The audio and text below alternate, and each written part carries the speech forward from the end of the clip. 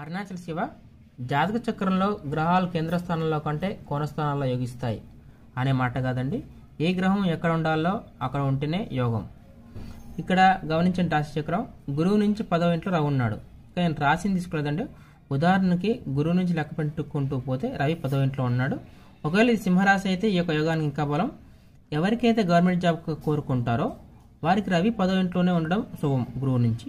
అదేవిధంగా అధికారం కోరుకునే వారు కూడా గురువు నుంచి రవి 10వ ఇంట్లోనే ఉండాలి. ఇక్కడ 9వ స్థానంలో రవి ఉంటే ఒకవేళ ఇచ్చిన 10వ స్థానంలో రవి ఉన్నంత బలం అనేది రాదు జాతకుడికి. అదేవిధంగా మనకి 4th హౌస్ అనేది నివాసం అండి. ఈ 4th హౌస్లో రవి ఉంటే ఇక్కడ గమనించండి, 4th హౌస్ అంటే ఉండే నివాసం.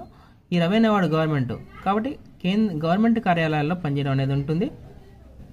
ఒకవేళ ఇక్కడ శుక్రుడు ఉంటే భార్య గవర్నమెంట్ ఆఫీసులో పనిచేసే అమ్మాయి వస్తుంది.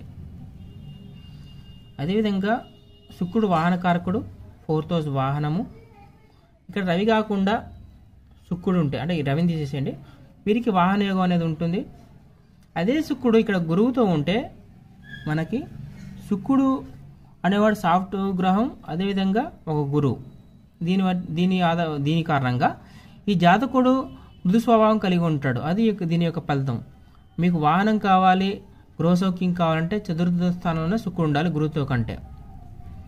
అదేవిధంగా ఎవరికైనా సరే ఫారిన్ ట్రావెల్ అంటే గురువు నుంచి 9వ స్థానంలో చంద్రుడు రాహు ఉండాలండి.